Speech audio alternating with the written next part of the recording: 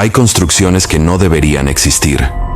Estructuras levantadas con propósitos que van más allá de la habitación humana, edificadas no para los vivos, sino para aquellos que ya cruzaron el umbral. En 1930, en las afueras de Oaxaca, se erigía una de estas moradas imposibles. Los documentos que encontré no estaban archivados en ninguna biblioteca oficial. Los hallé en el sótano de una casa derruida, envueltos en tela de manta manchada por la humedad y el tiempo. Eran páginas escritas con tinta que había perdido su negrura original, pero las palabras permanecían legibles, urgentes, temblorosas. Quien las escribió lo hizo con la desesperación de quien necesita dejar testimonio antes de que sea demasiado tarde. La primera línea decía: "Esta casa nunca fue nuestra". La segunda: "Fuimos solo invitados no deseados en un lugar donde los muertos aún cenaban". He pasado meses traduciendo aquellos textos, comparándolos con registros parroquiales y entrevistas a los últimos ancianos de la región que recuerdan los susurros de sus abuelos. Todos coinciden en algo. Hubo una casa en el camino viejo a Tlacolula. Una casa de adobe y tejas rojas que desde su construcción estuvo marcada por la ausencia de pájaros en sus alrededores. Ningún perro ladraba al pasar cerca. Ningún niño se atrevía a acercarse, aunque no supieran exactamente por qué. La casa fue levantada en 1927, pero su historia comenzó mucho antes. Y lo que ocurrió entre esos muros durante el verano de 1930 jamás fue documentado oficialmente. Hasta ahora, lo que están por escuchar no es ficción. Es el testimonio reconstruido de quienes vivieron dentro de la casa que fue construida para los muertos. Oaxaca, en el año de 1930, era una tierra donde el tiempo transcurría de manera distinta. Las revoluciones políticas habían dejado cicatrices en el paisaje nacional, pero en los pueblos apartados, la vida seguía su ritmo ancestral. Las mujeres molían maíz al amanecer. Los hombres trabajaban las tierras áridas con herramientas heredadas de sus padres. Las iglesias mantenían su autoridad sobre los espíritus tanto como sobre los cuerpos. El camino a Tlacolula serpenteaba entre campos de maguey y cerros cubiertos de nopales. Era un sendero de polvo y piedras que conectaba pequeñas comunidades donde todos se conocían por nombre y apellido, donde las historias se transmitían de boca en boca como herencias más valiosas que el oro. En este paisaje inmutable, había lugares que todos evitaban sin necesidad de explicación. Cruces de caminos donde se encendían veladoras, árboles donde nadie cortaba ramas, y casas que permanecían vacías aunque sus puertas estuvieran abiertas. La casa del Camino Viejo era una de ellas. Se alzaba solitaria a medio kilómetro del pueblo más cercano, rodeada de tierra que nadie cultivaba. Su construcción había sido un misterio desde el principio. Nadie recordaba haber visto albañiles trabajando en ella, aunque un día simplemente estuvo allí, completa, como si hubiera brotado de la tierra durante la noche. Las paredes de adobe eran gruesas, las ventanas estrechas, el techo de teja roja estaba perfectamente alineado. Pero había algo en sus proporciones que incomodaba la vista. Las puertas eran demasiado altas. Los pasillos, según decían quienes habían osado mirar desde afuera, eran más anchos de lo necesario. Los ancianos decían que había sido construida por don Melchor Zárate, un hacendado que había perdido a toda su familia en la epidemia de influenza de 1918. Otros aseguraban que Zárate jamás vivió allí, que la mandó construir, pero murió antes de habitarla. Y había quienes, en voz baja y solo después del tercer mezcal, susurraban que la casa no fue construida para ser habitada por los vivos en absoluto. Ahora les pregunto a ustedes, quienes escuchan esta historia desde la distancia del tiempo y el espacio, ¿desde qué rincón del mundo nos acompañan esta noche? ¿Qué ciudad, qué país alberga sus oídos mientras estas palabras viajan hacia ustedes? Y más importante aún, ¿conocen en su tierra historias de casas que nunca debieron ser construidas? ¿De lugares donde los muertos no descansan? Compártanlo, porque lo que están por escuchar podría resonar con leyendas que ustedes mismos han escuchado desde la infancia, susurradas por sus propios ancianos en noches sin luna. Rodrigo Mendoza llegó al pueblo en marzo de 1930 con todo lo que poseía en el mundo. Una maleta de cuero agrietado, 30 pesos en monedas de plata, y una carta de recomendación de un cura de la Ciudad de México que nadie en el pueblo conocía. Era maestro rural, de esos que el gobierno enviaba a las comunidades apartadas para enseñar a leer a los niños y alfabetizar a los adultos que quisieran aprender. Era un hombre delgado, de 32 años, con anteojos de montura metálica que constantemente tenía que ajustarse sobre el puente de la nariz. Sus manos eran de quien escribe mucho, pero trabaja poco la tierra. Su rostro tenía esa palidez de quien ha pasado demasiado tiempo entre libros y muy poco bajo el sol. No era de Oaxaca. Venía de Puebla, aunque había estudiado en la capital. Y venía solo, lo cual en un pueblo donde todos tenían familia extendida, hasta el 4º grado de consanguinidad, lo hacía aún más extraño. El presidente municipal lo recibió con cortesía formal pero sin calidez. Le asignó la escuela, un edificio de 2 aulas con techos que goteaban en temporada de lluvias. Le informó que su sueldo sería pagado cada 3 meses, si llegaba el dinero del gobierno. Y cuando Rodrigo preguntó por alojamiento, el silencio que siguió fue más elocuente que cualquier respuesta. No había cuartos disponibles en las casas del pueblo. Las familias vivían apretadas, 3 generaciones bajo el mismo techo.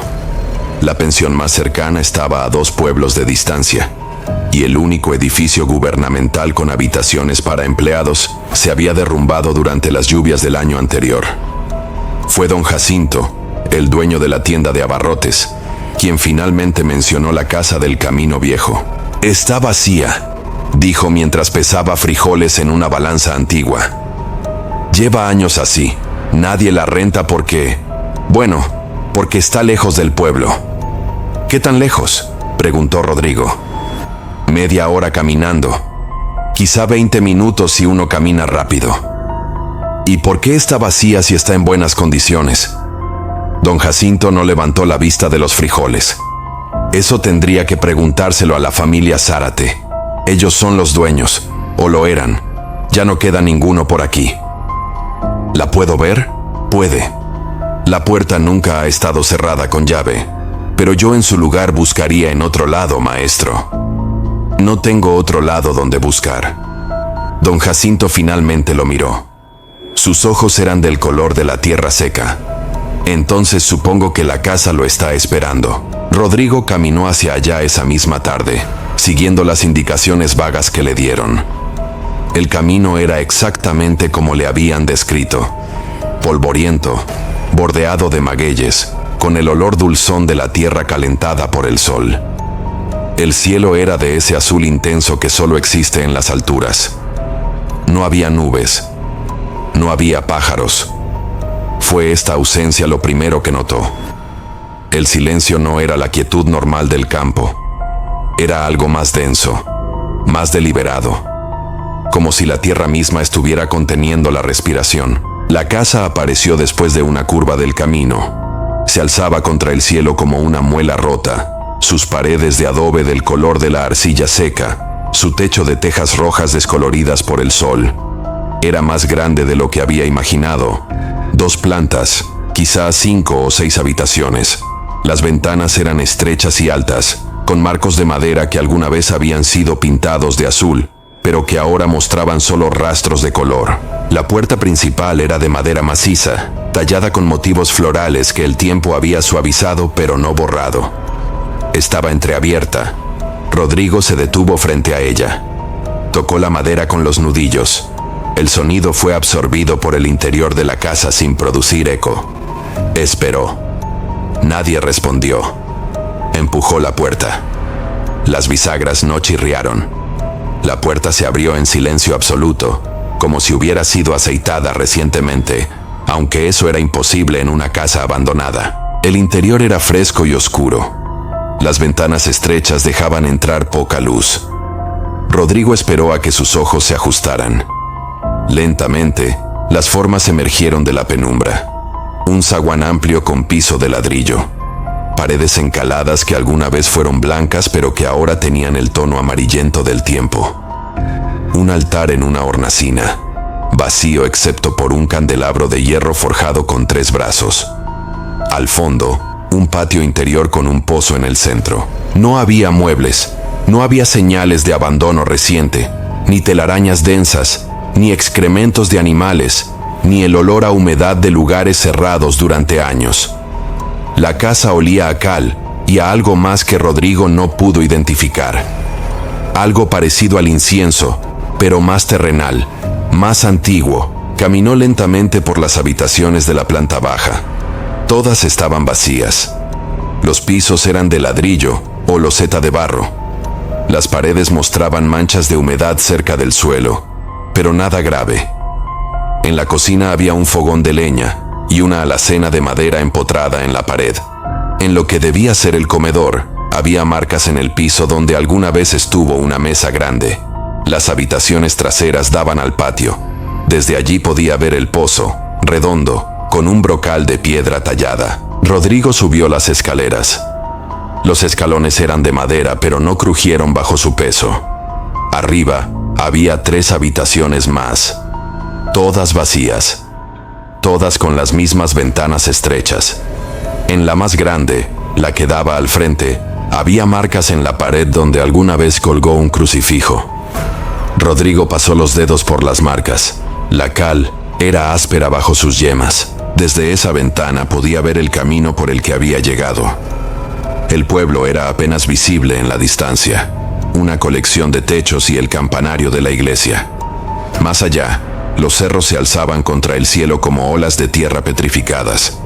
La casa estaba en perfectas condiciones. Tenía agua en el pozo. Tenía espacio más que suficiente. Estaba cerca del pueblo sin estar encima. Era exactamente lo que necesitaba. ¿Por qué nadie quiere vivir aquí?, se preguntó en voz alta. Su voz sonó extraña en el espacio vacío.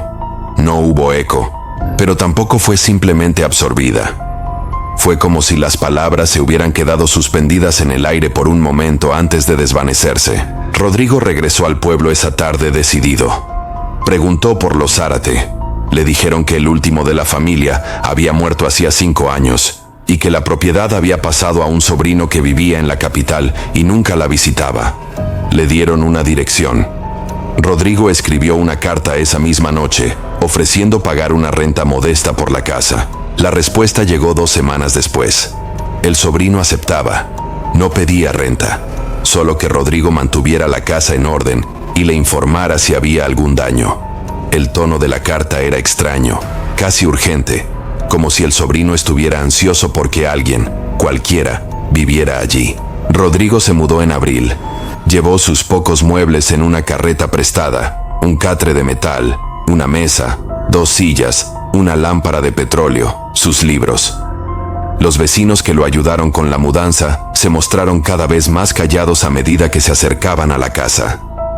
Descargaron todo en el zaguán rápidamente, rehusaron su oferta de agua y se marcharon antes del anochecer sin mirar atrás. La primera noche, Rodrigo instaló su catre en la habitación del segundo piso con vistas al camino. Colocó la lámpara en el suelo. Abrió uno de sus libros, pero no pudo concentrarse. El silencio de la casa era total, absoluto, como estar dentro de una tumba. Se levantó y bajó a verificar que la puerta principal estuviera cerrada. Lo estaba. Subió de nuevo. Se acostó. Apagó la lámpara. En la oscuridad, Rodrigo Mendoza yació despierto durante horas, escuchando el silencio de la casa que fue construida para los muertos. No escuchó nada.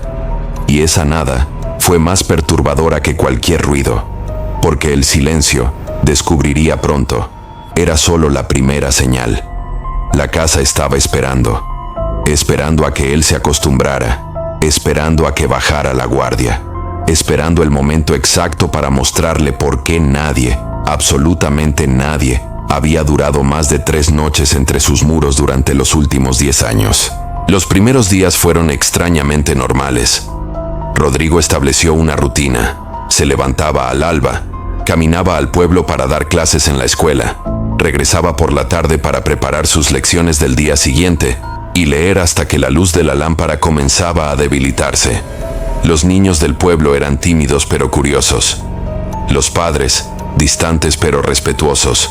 Nadie mencionaba la casa. Nadie preguntaba cómo estaba viviendo allí. Fue en la quinta noche cuando comenzó. Rodrigo había apagado la lámpara y estaba quedándose dormido cuando escuchó el sonido. No era fuerte. De hecho, era tan tenue que durante varios segundos pensó que lo había imaginado. Un roce, como si alguien estuviera arrastrando algo pesado por el piso de abajo. Se incorporó en el catre. El sonido se detuvo. Esperó en la oscuridad, con el corazón acelerándose. Nada. Solo silencio. Contó hasta 100. El sonido no regresó. Se acostó de nuevo, convenciéndose de que había sido su imaginación, o quizá algún animal afuera. Pero al día siguiente, cuando bajó las escaleras, notó algo extraño. Las 2 sillas que había dejado junto a la mesa del comedor estaban ahora contra la pared opuesta, perfectamente alineadas, como si alguien las hubiera colocado allí con cuidado deliberado. Rodrigo se quedó inmóvil, mirándolas. Revisó mentalmente la noche anterior. Estaba seguro de haberlas dejado junto a la mesa. Completamente seguro. Se acercó a las sillas. No había marcas de arrastre en el piso. No había polvo alterado.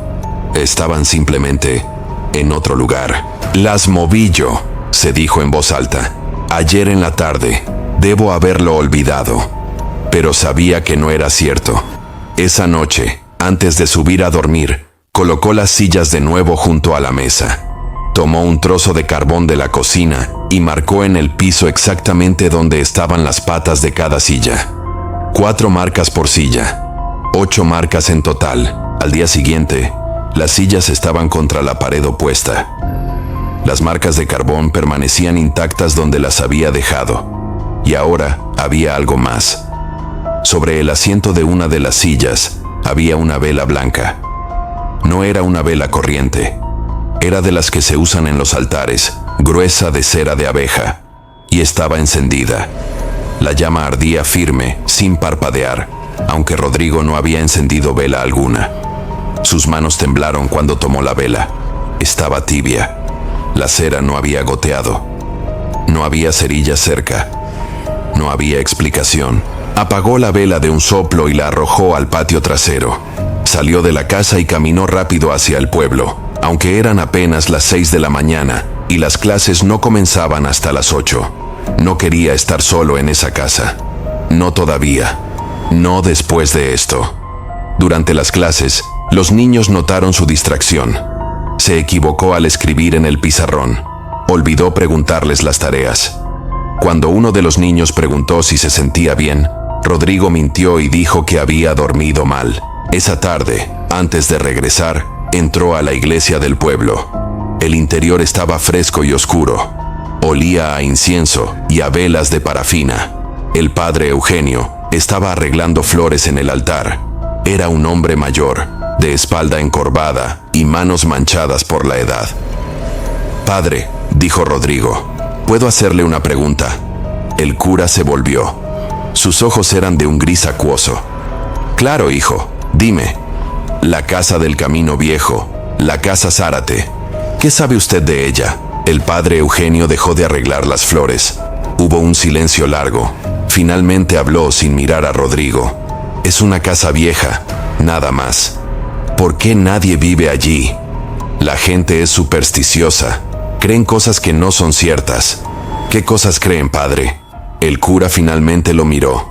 «Que fue construida con un propósito equivocado. Que don Melchor Zárate la levantó no para vivir, sino para otra cosa. Pero son historias de viejas. Nada que un hombre educado como usted deba preocuparse». «¿Qué otra cosa?» «Hijo, hay preguntas cuyas respuestas no traen paz. Si la casa te hace sentir incómodo, busca otro lugar. Nadie te juzgará». «Necesito saber, padre». El padre Eugenio suspiró. Don Melchor perdió a toda su familia en 1918. Esposa, 3 hijos, su madre. Todos murieron en el transcurso de 2 semanas. La influenza no perdonó a nadie. Él sobrevivió. Y cuando todos fueron enterrados, comenzó a construir esa casa. Contrató albañiles de otros pueblos. Les pagó bien, pero les prohibió hablar de lo que veían. La construcción duró menos de 6 meses. Y cuando terminó, don Melchor se mudó allí solo. Vivió 5 años más. Nunca recibió visitas, Nunca salía excepto para comprar lo mínimo.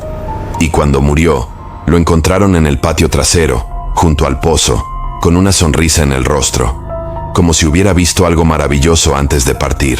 ¿Por qué nadie volvió a vivir allí? Porque los que lo intentaron no duraron. Una familia duró 2 noches, otra solo una. Todos dicen lo mismo, que la casa no está vacía, que hay presencias, que se escuchan voces, que las cosas se mueven solas. Tonterías, seguramente. Pero después de tantos testimonios iguales, uno comienza a preguntarse. Rodrigo sintió que el aire de la iglesia se volvía más pesado. ¿Qué era la otra cosa para la que fue construida? El padre Eugenio bajó la voz hasta convertirla en un susurro. Dicen que don Melchor no soportó la soledad, que construyó la casa para que sus muertos tuvieran un lugar donde regresar, que cada habitación fue diseñada para uno de ellos, que el pozo fue bendecido con rituales que no son de nuestra fe, y que cuando él murió, se unió a ellos allí. Los Zárate nunca se fueron de esa casa, Rodrigo. Siguen viviendo en ella, o lo que queda de ellos. Rodrigo salió de la iglesia con las piernas temblorosas. El sol estaba bajando. Tenía que regresar a la casa antes de que oscureciera, porque el camino sin luz era peligroso. Pero cada paso hacia allá se sentía como caminar hacia su propia tumba. Cuando llegó, el sol ya era una línea naranja en el horizonte. La casa se veía diferente con esa luz. Las sombras eran más profundas. Las ventanas parecían ojos vacíos. La puerta principal estaba cerrada, aunque Rodrigo estaba seguro de haberla dejado entreabierta. Empujó la puerta. El interior estaba más oscuro de lo normal. Encendió la lámpara de petróleo que siempre dejaba en el zaguán. La luz tembló y luego se estabilizó. Todo parecía estar en su lugar. Las sillas seguían contra la pared. La mesa estaba donde la había dejado. Subió las escaleras con la lámpara en alto. Su habitación estaba intacta. Se sentó en el catre y respiró profundo. No hay nada aquí, se dijo. Solo una casa vieja y mi imaginación. Pero esa noche, cuando apagó la lámpara, los sonidos comenzaron de nuevo. Esta vez no eran roces. Eran pasos. Claros, deliberados, subiendo las escaleras. 1, 2, 3. Rodrigo contó cada paso. 12 escalones. Los pasos se detuvieron en el descanso. Silencio. Luego, el sonido de una puerta abriéndose. No su puerta. Otra. Una de las habitaciones vacías del pasillo. Rodrigo no se movió. No respiró. Escuchó más sonidos desde esa habitación. Algo siendo arrastrado. Como muebles siendo movidos. Esto continuó durante lo que parecieron horas, pero probablemente fueron minutos. Luego, silencio de nuevo. En la oscuridad absoluta de su habitación, Rodrigo escuchó algo más. Una voz. Era tan tenue que casi no la percibió. Una voz de mujer, joven, cantando algo. Una canción de cuna. Las palabras eran ininteligibles, pero la melodía era clara. Dulce. Terriblemente dulce. La canción continuó hasta el amanecer. Y cuando la luz del sol comenzó a filtrarse por la ventana, se detuvo abruptamente, como si alguien hubiera cortado un hilo. Rodrigo no había dormido. No se había movido del catre. Cuando finalmente reunió el coraje para levantarse y abrir la puerta de su habitación, el pasillo estaba vacío. Caminó hasta la habitación de al lado, la de donde habían venido los sonidos. Abrió la puerta lentamente. La habitación ya no estaba vacía. En el centro había una cuna de madera. Era antigua, tallada a mano, con barrotes delgados. Dentro de la cuna había una muñeca de trapo. Y junto a la cuna, en el suelo, había huellas. Huellas de pies descalzos, pequeñas, de niño. O de algo que alguna vez fue un niño. Las huellas formaban un círculo alrededor de la cuna, como si alguien hubiera estado caminando en círculos toda la noche. Y en el centro del círculo, tallado en el piso de madera con lo que parecía ser una navaja, había una fecha: 18 de octubre de 1918, la fecha en que murió el primer hijo de don Melchor Zárate. Rodrigo no fue al pueblo ese día. No pudo. Se sentó en el zaguán de la casa con las manos temblando, mirando las escaleras como si fueran la entrada al infierno. La cuna, las huellas, la fecha. Nada de eso podía explicarse racionalmente. Nada. Cuando finalmente reunió el coraje para moverse, cerró la puerta de esa habitación con un trozo de madera atascado contra el marco. No tenía llave. No había cerraduras en las puertas interiores de la casa. Pero necesitaba alguna barrera, por simbólica que fuera, entre él y lo que había allí dentro. Pasó el día en el patio trasero, bajo el sol inclemente, porque el interior de la casa se había vuelto insoportable. Cada sombra parecía moverse. Cada sonido, por más natural que fuera, lo hacía saltar. El canto de un grillo, el crujido de la madera expandiéndose con el calor.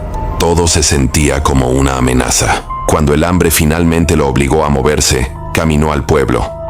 Eran las 4 de la tarde. Las calles estaban casi vacías por el calor. Entró a la tienda de don Jacinto.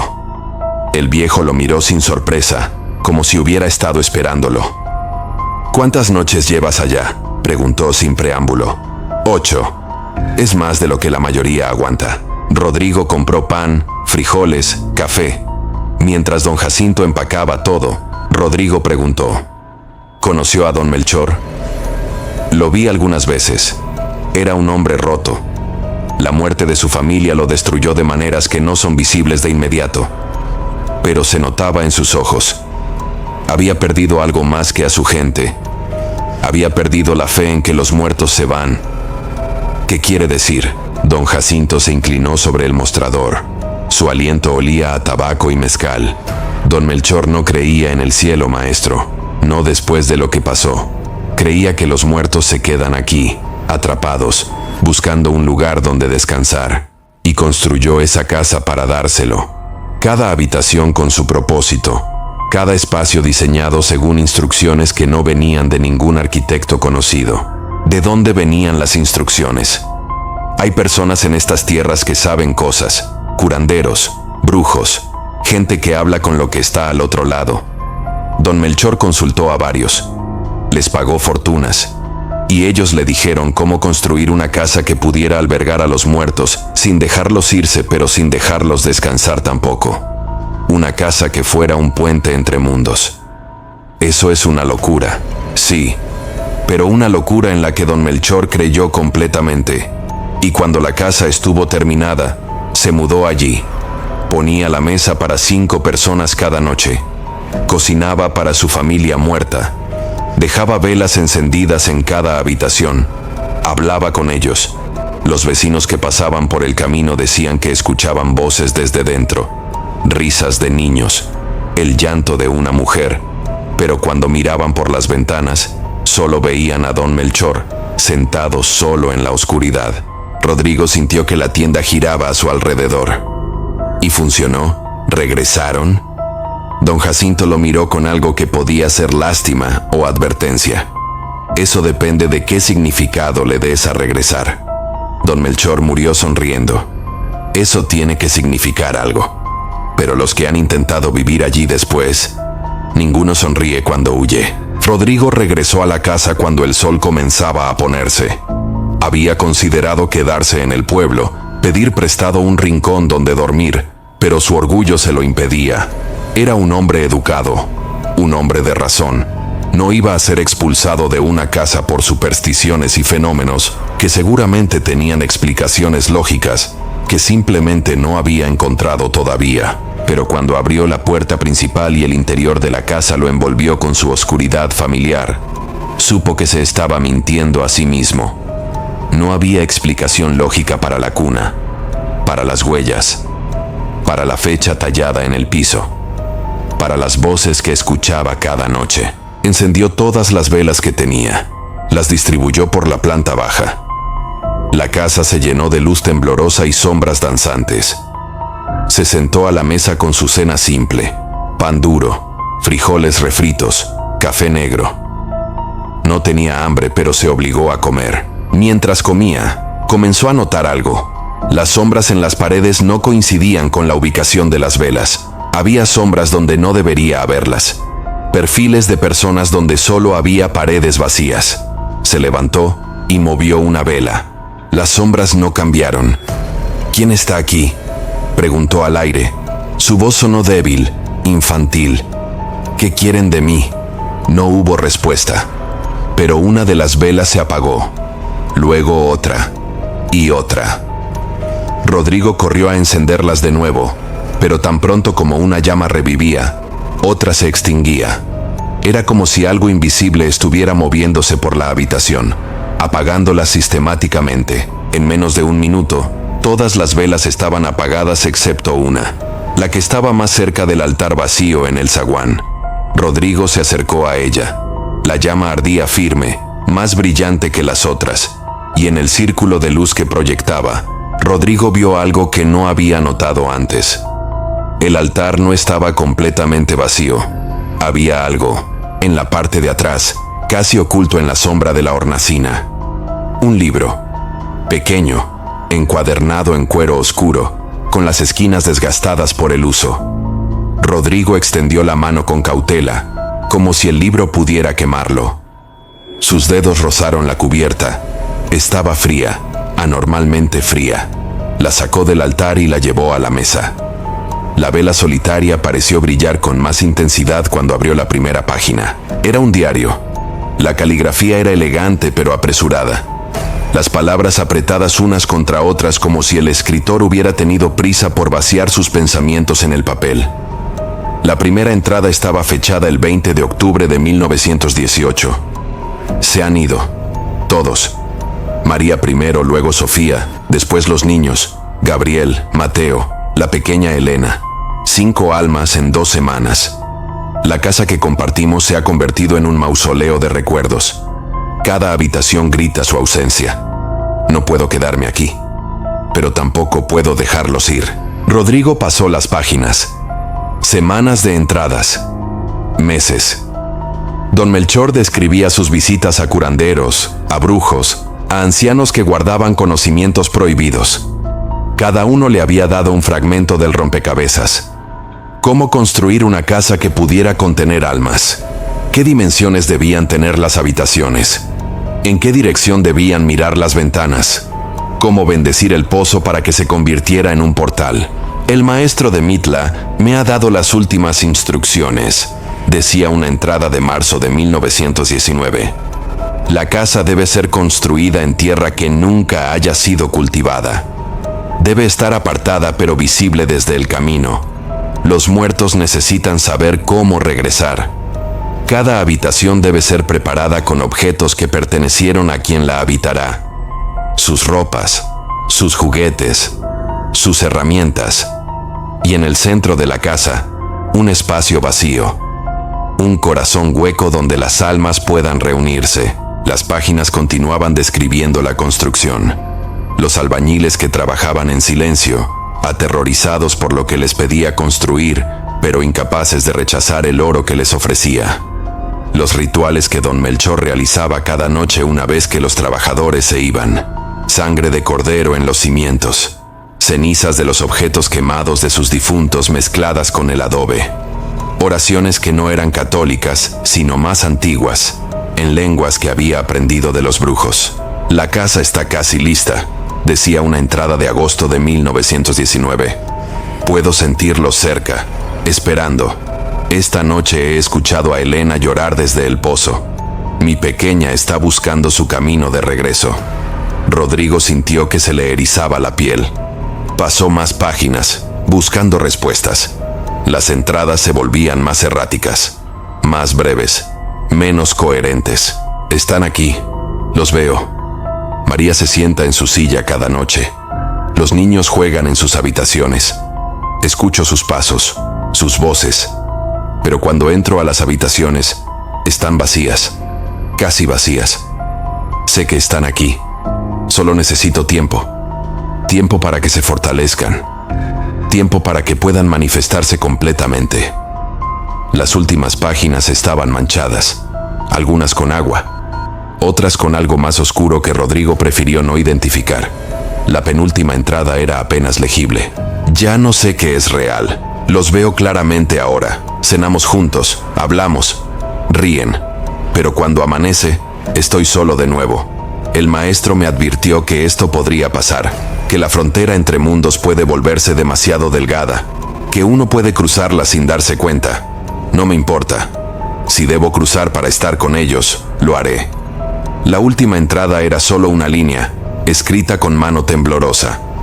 Esta noche nos vamos todos juntos. La casa ya no nos necesita. Ahora necesita a otros. No había fecha, no había firma. Solo esas palabras y después páginas en blanco. Rodrigo cerró el libro con manos temblorosas. Miró a su alrededor. La vela seguía ardiendo. Las sombras en las paredes ahora tenían formas más definidas. Una mujer alta junto a la entrada del patio. 3 figuras pequeñas en las escaleras. Un hombre de pie junto a la puerta principal. No se movían. Solo estaban allí, observando. No soy parte de su familia, dijo Rodrigo en voz alta. No tienen razón para retenerme aquí. Las sombras no respondieron, pero la temperatura de la habitación descendió bruscamente. El aliento de Rodrigo se convirtió en vapor. La llama de la vela comenzó a parpadear. Supo entonces que había entendido mal las palabras del diario. La casa ya no nos necesita. Ahora necesita a otros. No significaba que los Zárate se habían ido. Significaba que la casa, esa estructura construida con propósitos imposibles, había desarrollado su propia necesidad, su propia hambre. Ya no era suficiente con albergar a los muertos que había sido diseñada para contener. Necesitaba más. Necesitaba almas nuevas para alimentar lo que don Melchor había creado. Rodrigo agarró la vela y corrió hacia las escaleras. Las figuras pequeñas se dispersaron como humo, pero se reformaron más arriba, bloqueándole el paso. Giró hacia la puerta principal. La figura del hombre seguía allí, más sólida ahora, más real. Tenía los rasgos de don Melchor tal como aparecía en la única fotografía que Rodrigo había visto en el archivo municipal. Pero sus ojos eran huecos, vacíos. «Por favor», susurró Rodrigo. «Déjenme ir». La figura levantó una mano, no en amenaza sino en súplica. Y Rodrigo entendió. No querían lastimarlo. Querían compañía. Habían estado solos durante tanto tiempo que la llegada de cualquier alma viva era como agua en el desierto. No podían dejarlo ir, porque su soledad era más fuerte que cualquier raciocinio que pudieran haber tenido en vida. Rodrigo retrocedió hacia el patio. El pozo estaba allí, negro como la boca de un abismo. Podía escuchar agua moviéndose en el fondo. Pero no era el sonido del agua normal, era más espeso, más lento. Como algo que estaba vivo. Las sombras lo rodearon, cada vez más sólidas, cada vez más frías. Rodrigo sintió manos tocándolo, manos invisibles pero innegables, jalándolo no hacia el pozo, sino hacia el interior de la casa, hacia las habitaciones preparadas, hacia los espacios donde podría convertirse en parte de la familia eterna que don Melchor había intentado crear. Con un grito que salió desde lo más profundo de su ser, Rodrigo arrojó la vela al suelo y corrió hacia la puerta principal. La atravesó. Casi esperaba que se cerrara, que lo atrapara, pero no lo hizo. Salió al camino. La noche estaba fría, el cielo lleno de estrellas. El aire olía a tierra y a mezquite. Se volvió para mirar la casa. Todas las ventanas estaban iluminadas desde dentro, aunque él no había dejado velas encendidas en ninguna habitación excepto el zaguán. En cada ventana había una figura, mirándolo, esperando. Rodrigo corrió. Corrió por el camino de polvo sin mirar atrás. Corrió hasta que sus pulmones ardieron y sus piernas amenazaron con colapsar. Corrió hasta que las luces del pueblo aparecieron delante de él como promesas de salvación. Golpeó la puerta del padre Eugenio hasta que el cura abrió, con ojos somnolientos y túnica de dormir. Rodrigo cayó a sus pies, temblando, con lágrimas surcando su rostro cubierto de polvo. «Tiene razón», jadeó. «Nunca se fueron, y la casa no me va a dejar en paz. La casa quiere más, siempre quiere más». El padre Eugenio lo ayudó a entrar. Le dio agua. Lo sentó junto al fuego que mantenía encendido incluso en las noches tibias. Y cuando Rodrigo finalmente pudo hablar con coherencia, le contó todo. El diario, las sombras, las figuras, el pozo. El cura escuchó en silencio. Cuando Rodrigo terminó, el padre Eugenio suspiró profundamente. Hay cosas en esta tierra que van más allá de nuestra fe, hijo. Cosas que existían antes de que llegaran las cruces y las Biblias. Don Melchor tocó una de esas cosas, y ahora su creación sigue viva, creciendo, necesitando. No puedes regresar allá. Nadie puede. Pero mis cosas se quedan. Todo lo que dejaste allá se queda. Es el precio de haber salido vivo. Rodrigo pasó esa noche en la sacristía de la iglesia. No durmió. Cada vez que cerraba los ojos, veía las sombras. Sentía las manos frías. Escuchaba las voces cantando canciones de cuna en la oscuridad. Al día siguiente, el presidente municipal le consiguió una habitación en casa de una viuda que tenía espacio. Rodrigo se mudó con solo la ropa que llevaba puesta. Continuó dando clases, pero algo en él había cambiado. Los niños lo notaban, los padres también. Se había vuelto más callado, más distante, como si una parte de él se hubiera quedado en esa casa y nunca pudiera recuperarla. Y cada noche, antes de dormir, miraba por la ventana en dirección al camino viejo. Y algunas noches, cuando el viento soplaba de cierta manera, juraba escuchar una canción de cuna en la distancia. Dulce, terrible, invitándolo a regresar. Rodrigo intentó continuar con su vida como si nada hubiera pasado, pero la casa no lo olvidó. La casa nunca olvida. Durante las primeras semanas, los signos fueron sutiles. Encontraba tierra en sus zapatos, aunque no había salido del pueblo. Tierra de un tono específico de arcilla que solo existía alrededor de la casa. Escuchaba pasos detrás de él cuando caminaba solo por la noche, pero al volverse, no había nadie. Sus sueños estaban llenos de habitaciones vacías y velas que se apagaban solas. Pero fue después del mes cuando las cosas empeoraron. Una mañana, la viuda en cuya casa se hospedaba lo llamó alarmada. Durante la noche, alguien había dejado cosas en la puerta de su habitación. Cuando Rodrigo salió a mirar, sintió que el mundo se inclinaba. Allí, cuidadosamente apilados, estaban sus libros, los que había dejado en la casa, los mismos que había decidido sacrificar para no tener que regresar. Estaban cubiertos de polvo y olían a humedad, pero eran innegablemente suyos. ¿Quién los trajo?, preguntó con voz temblorosa. La viuda negó con la cabeza. Nadie vino. Revisé a las 3 de la mañana porque mi perro no dejaba de ladrar. No había nada. A las 5, cuando salí a preparar el nixtamal, estaban allí, como si hubieran aparecido de la nada. Rodrigo no tocó los libros. Le pidió a la viuda que los quemara. Ella lo hizo en el patio trasero, rociándolos primero con agua bendita que había traído de la iglesia. Las llamas eran de un color extraño, más azules que naranjas, y el humo olía a incienso y a algo podrido. Esa noche, Rodrigo despertó con la certeza de que no estaba solo en su habitación. La puerta estaba cerrada, la ventana también, pero había alguien allí. Podía sentir una presencia junto a su cama, respirando, esperando. «¿Quién eres?», susurró en la oscuridad. Una voz respondió. Era la voz de una niña, dulce pero con un matiz de algo que no era del todo humano. «Me llamo Elena. ¿Quieres jugar conmigo?». Rodrigo encendió la lámpara con manos temblorosas.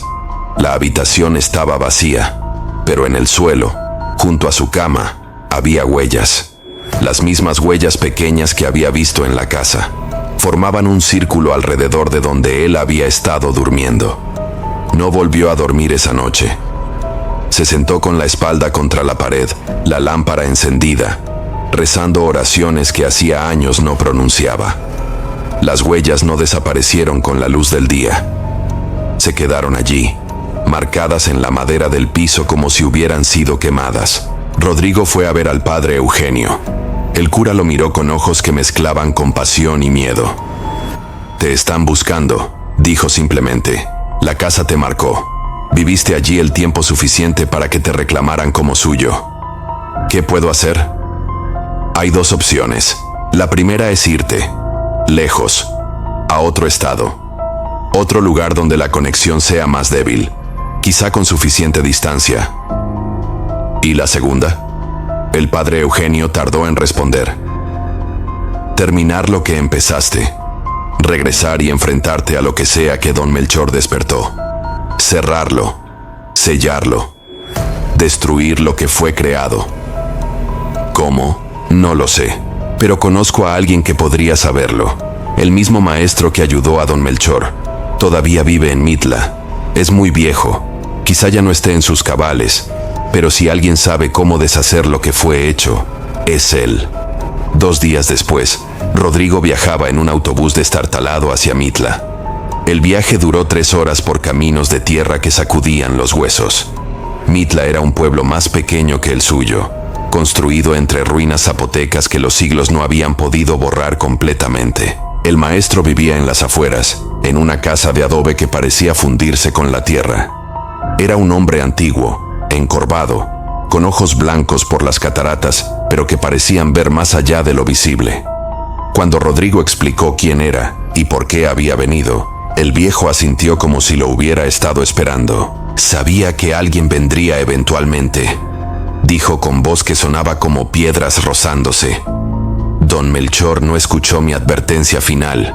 Le dije que crear un puente tiene un precio, que los muertos no pueden ser retenidos sin consecuencias, que eventualmente lo que construyera tendría voluntad propia. ¿Cómo lo detengo? No se detiene, se alimenta, se cierra.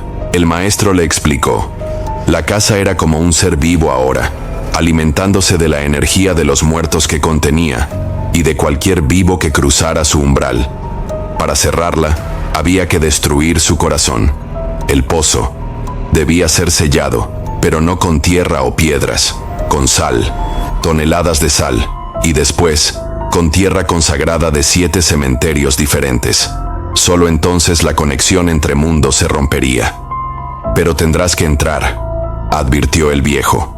Y ellos no te dejarán llegar al pozo fácilmente. Tratarán de retenerte, de convertirte en uno de ellos. Debes llevar protección. Le dio a Rodrigo un saquito de tela. Dentro había hierbas secas, sal negra y algo más que Rodrigo no reconoció. Manténlo contigo. Te protegerá, pero solo temporalmente.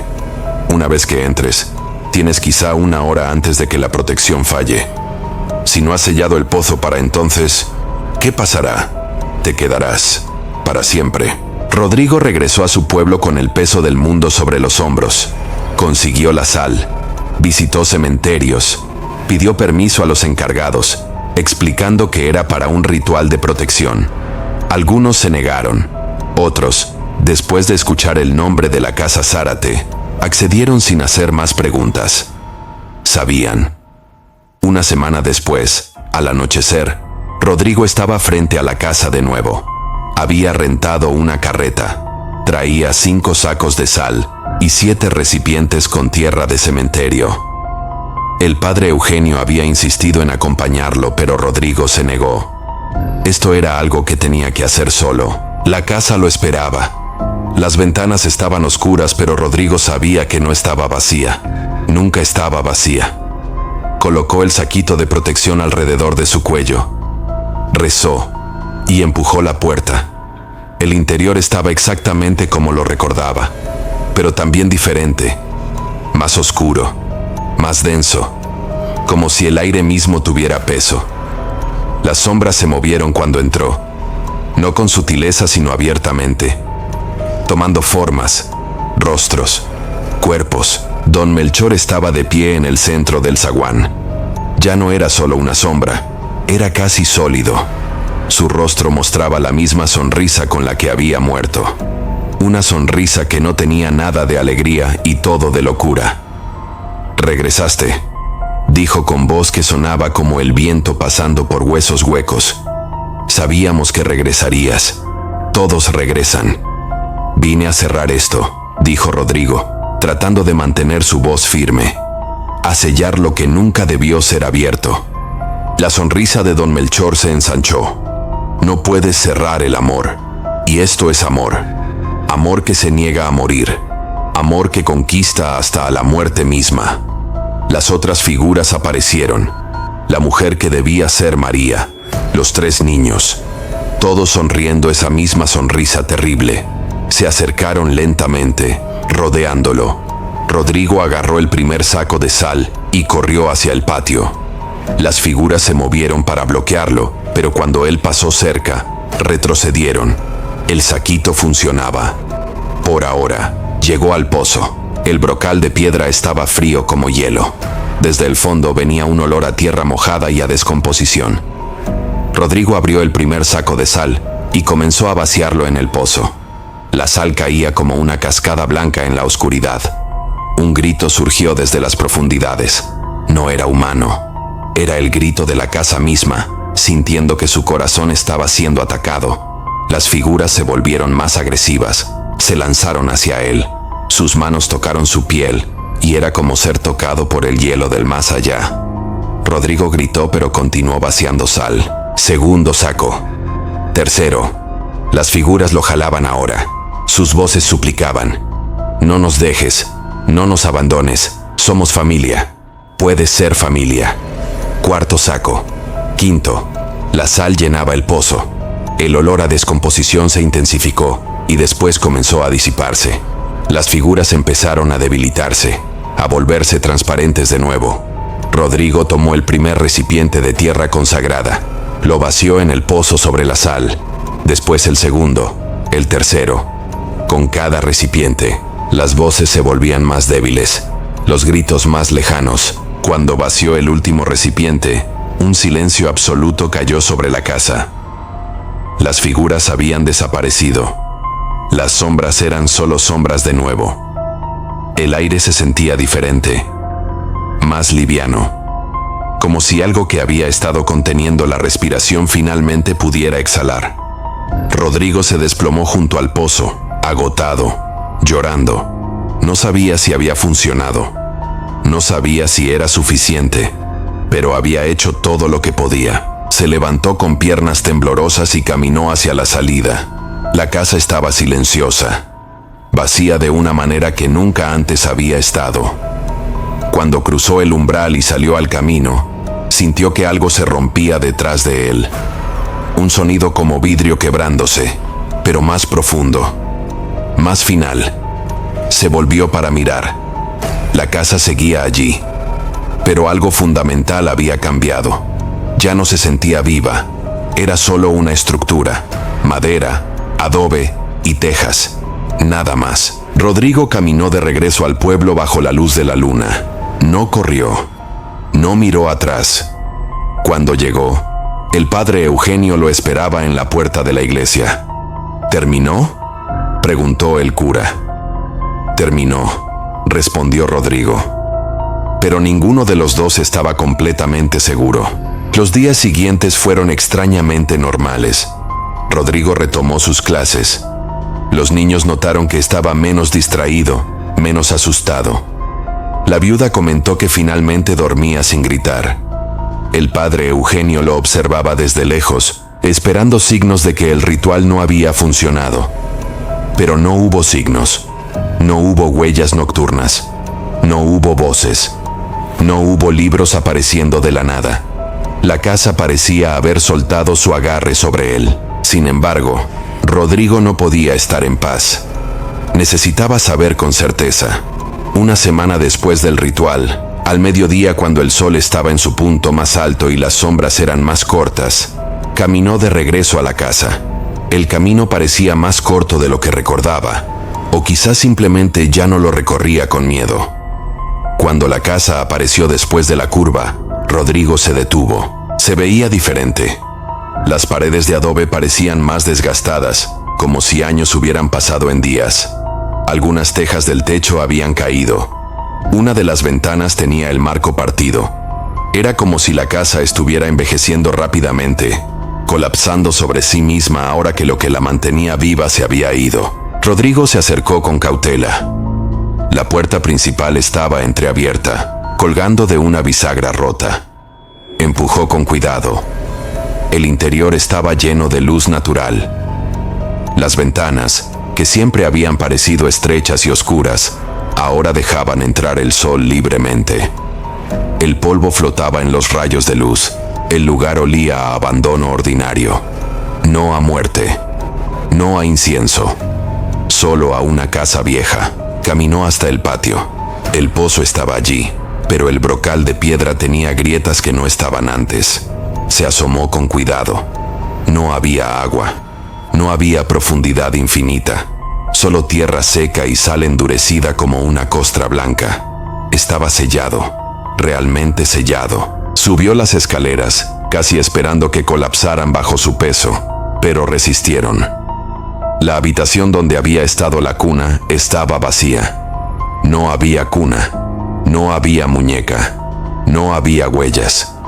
Solo madera vieja y manchas de humedad en las paredes. Rodrigo se sentó en el suelo de esa habitación y lloró. No sabía exactamente por qué. Quizá por alivio. Quizá por la tristeza de lo que don Melchor había intentado hacer. Quizá porque ahora entendía que el amor puede corromperse tanto como el odio cuando se niega a dejar ir.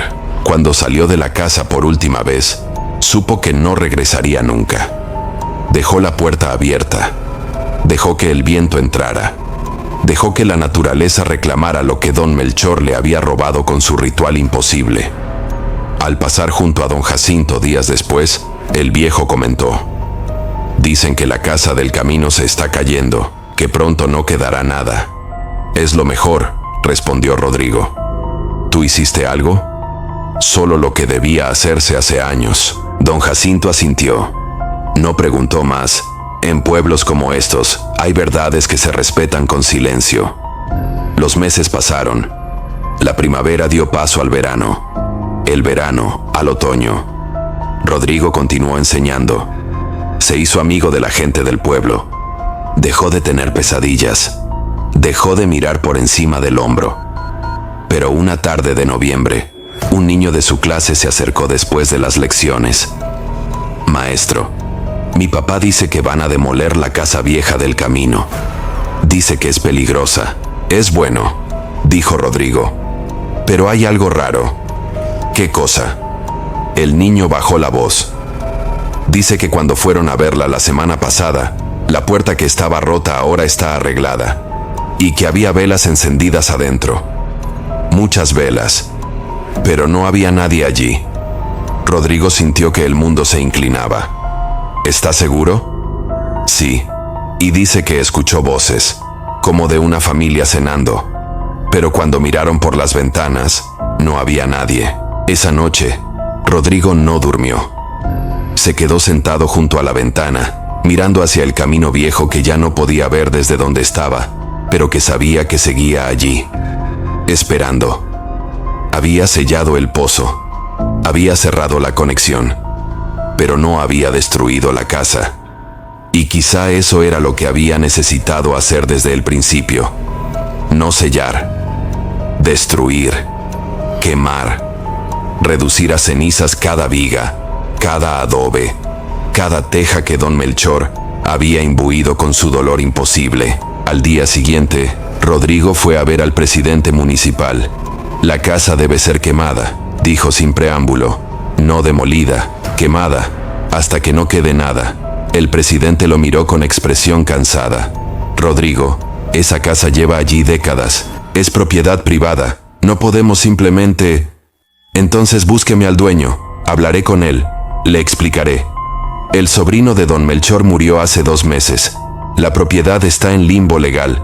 Nadie sabe quién es el heredero ahora. Entonces será más fácil. Nadie se quejará si desaparece. ¿Por qué te importa tanto?»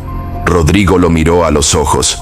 «Porque si no se destruye, seguirá intentando, y eventualmente, alguien más débil o más desesperado que yo entrará, y esa persona no saldrá». El presidente municipal sostuvo su mirada por un largo momento. Finalmente asintió. «Hablaré con el consejo, pero no prometo nada». Pasaron 2 semanas, 3, 1 mes. Rodrigo comenzaba a perder la esperanza cuando el padre Eugenio lo buscó una tarde. El consejo acordó: mañana al amanecer, traerán petróleo. Quemarán la casa hasta los cimientos.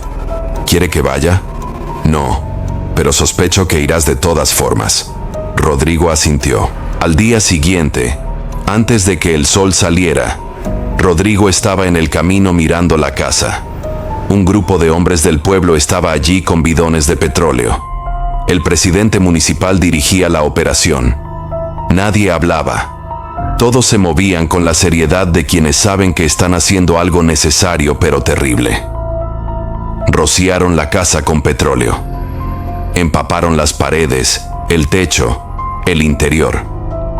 Cuando terminaron, el presidente se volvió hacia Rodrigo. ¿Quieres hacerlo tú? Rodrigo tomó la antorcha. La madera envuelta en trapos empapados en petróleo ardía con llama firme. Caminó hacia la puerta principal. Se detuvo en el umbral por última vez. «Lo siento», susurró. No sabía a quién le hablaba. A don Melchor, a su familia, a la casa misma. Pero tienen que descansar, todos ustedes. Arrojó la antorcha al interior. El fuego tomó vida instantáneamente. Las llamas eran naranjas y amarillas, ordinarias, pero consumían la casa con velocidad antinatural. En minutos, todo el edificio estaba envuelto en fuego. El calor era intenso. Rodrigo tuvo que retroceder. El fuego rugió durante horas. Los hombres se quedaron, asegurándose de que no se extendiera a la vegetación cercana, aunque no había mucha. La casa ardió como si hubiera estado esperando este momento, como si quisiera ser destruida. Cuando el sol estaba alto y el fuego comenzó a disminuir, Rodrigo vio algo que lo hizo temblar. Entre las llamas, por un momento, juraba haber visto figuras. No huyendo, no gritando, simplemente de pie, mirando hacia afuera. Y en sus rostros, por primera vez, no había sonrisas terribles. Había paz. Después desaparecieron. Quizá nunca estuvieron allí. Quizá era solo el humo jugando trucos con sus ojos. Pero Rodrigo quiso creer que fueron reales, que finalmente, después de tantos años, los Zárate podían descansar. Para el anochecer, solo quedaban cenizas y piedras ennegrecidas. Los hombres las rociaron con agua. Se aseguraron de que no quedara ningún rescoldo. Y después se fueron, uno por uno, sin mirar atrás. Rodrigo fue el último en irse. Se quedó mirando los restos humeantes mientras las estrellas comenzaban a aparecer en el cielo. No había nostalgia en su mirada, solo certeza. Lo que había sido creado en dolor finalmente había sido devuelto al polvo. Caminó de regreso al pueblo. A mitad del camino se detuvo y miró hacia atrás una última vez. Donde había estado la casa ahora solo había una mancha oscura en la tierra. Humo elevándose lentamente hacia el cielo nocturno. Y silencio. No el silencio antinatural que la casa había emanado, sino el silencio normal del campo. El canto de los grillos. El susurro del viento entre los magueyes. La vida regresando a un lugar donde había estado suspendida durante demasiado tiempo. Los días siguientes fueron de observación. Rodrigo esperaba señales. Esperaba que algo hubiera sobrevivido, que las velas volvieran a encenderse solas, que las voces regresaran en sus sueños. Pero no hubo nada. Una semana después del incendio, una lluvia torrencial cayó sobre la región.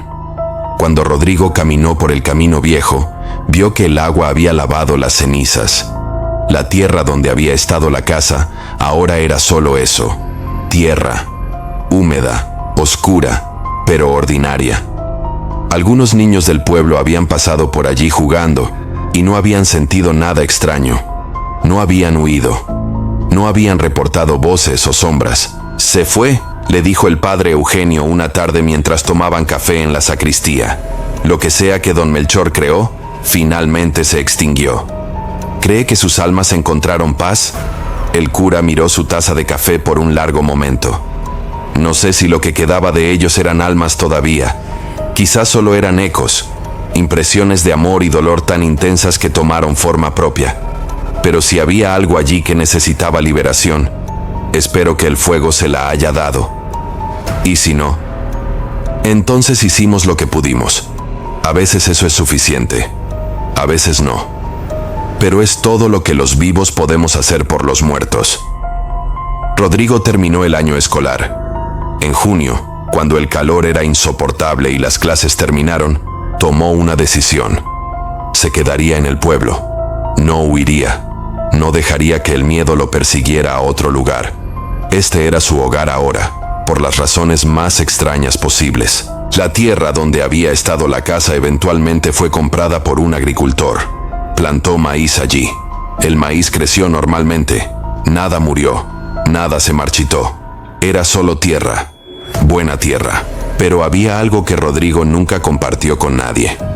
Ni siquiera con el padre Eugenio. Una noche, meses después del incendio, tuvo un sueño. No era una pesadilla. Era extrañamente pacífico. Soñó con la casa como debió haber sido antes de convertirse en lo que se volvió. Una casa llena de vida, risas de niños, el aroma de comida cocinándose. Una familia reunida alrededor de una mesa, cenando bajo la luz cálida de las velas. En el sueño, don Melchor estaba allí, pero no era el hombre roto que había construido el puente entre mundos. Era el hombre que había sido antes de la epidemia. El padre que amaba a sus hijos, el esposo que adoraba a su mujer. Estaba sonriendo, pero era una sonrisa verdadera, una sonrisa sin locura. Y cuando vio a Rodrigo en el umbral del sueño, asintió. Una sola vez, en agradecimiento, en despedida.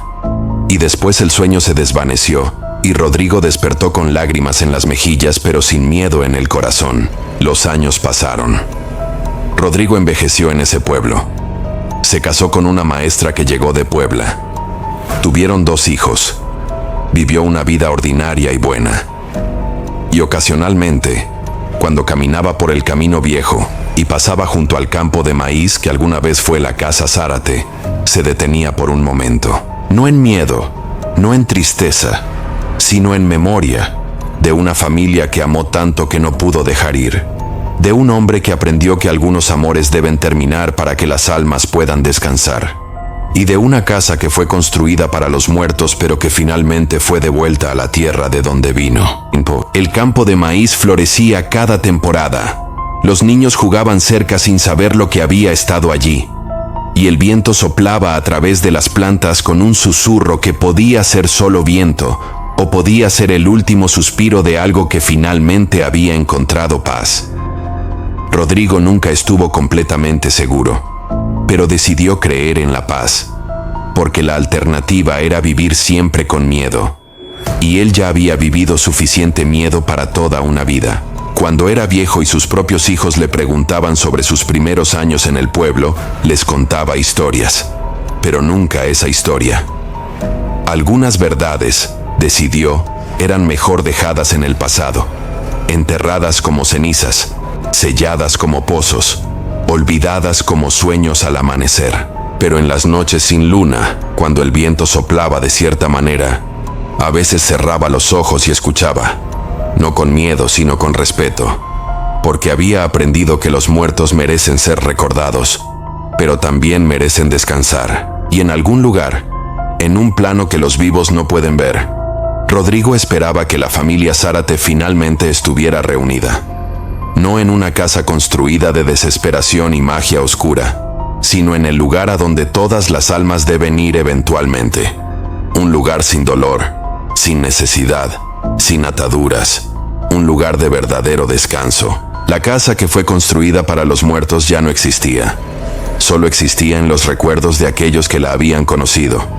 Y con cada año que pasaba, esos recuerdos se volvían más tenues. Pronto, nadie recordaría. Pronto, sería como si nunca hubiera estado allí. Y quizá eso era exactamente como debía ser. Rodrigo murió a los 78 años, en su cama, rodeado de su familia.